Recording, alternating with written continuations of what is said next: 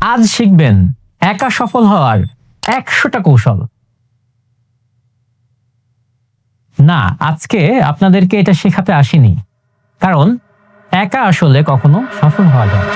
আপনি আজকে থেকে 5 বছর পর কোন পজিশনে থাকবেন সেটা কিন্তু ডিফাইন করে আজকে আপনার নেটওয়ার্কিংটা কিরকম তার উপর। আমরা প্রায়ই এইচআর ডিপার্টমেন্ট একটা কমপ্লেইন শুনি যে আসলে রেফারেন্স ছাড়া চাকরি হয় না। কথাটা কিন্তু অনেকাংশে সত্যি।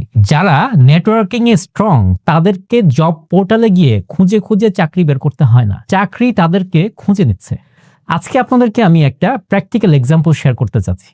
আমি একজন এইচআর প্রফেশনালকে চিনি, যিনি আসলে ন্যাশনাল ইউনিভার্সিটি থেকে পড়াশোনা করেছেন এবং একটা রিনাউন্ড কোম্পানিতে এইচআর ম্যানেজার হিসেবে আছেন। অন্য 10 জনের থেকে ওনার আসলে পার্থক্যটা কোন জায়গায়? অন্যরা অফিসিয়াল অ্যাক্টিভিটিস গুলা বা ডেভেলপমেন্ট অ্যাক্টিভিটিস গুলাকে নেটওয়ার্কিং করে না বা পার্সোনাল ব্র্যান্ডিং এ ইউজ করে না। ওনাকে দেখতাম সব সময় ওনার প্রত্যেকটা অ্যাক্টিভিটিস উনি লিঙ্কডইনে পোস্ট করছেন। এভাবে চলতে চলতে একটা সময় ওনার একটা স্ট্রং নেটওয়ার্কিং তৈরি হয় এবং ওনার একটা ভালো পরিচিতি তৈরি হয়। যার ওনাকে চেনার কথা না, তিনিও ওনাকে চিনছেন। আজকাল দেখা যাচ্ছে যে বিভিন্ন ধরনের ইভেন্টে উনি প্যানেল স্পিকার হিসেবে অংশগ্রহণ করছেন, অনেক প্রোগ্রামে উনি জাজ হিসেবে অংশগ্রহণ করছেন। এই জিনিসটা কিভাবে উনি তৈরি করলেন এতদিনে? একমাত্র নেটওয়ার্কিং দ্বারাই সম্ভব হয়েছে। এখন বলবেন আসলে ওনার থেকে কম্পিটেন্ট কি আর কেউ নাই মার্কেটে? অবভিয়াসলি আছে, বাট ওনাদেরকে মানুষ চিনছে না।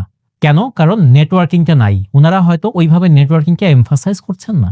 আপনি যদি আপনার নেটওয়ার্কিংটাকে আরো স্ট্রং করেন, তাহলে আপনি ভবিষ্যতে যেই রোলে যেতে চাচ্ছেন বা যেই পজিশনে যেতে চাচ্ছেন, সেই পজিশনের জন্য আপনি হয়ে উঠবেন দ্য রাইট ফিট, যেটাই এইচআর খুঁজছে। নেটওয়ার্কিং রিলেটেড আরো বিভিন্ন টিপস পেতে অবশ্যই আমাদের পেজে ফলো করবেন। Thank you.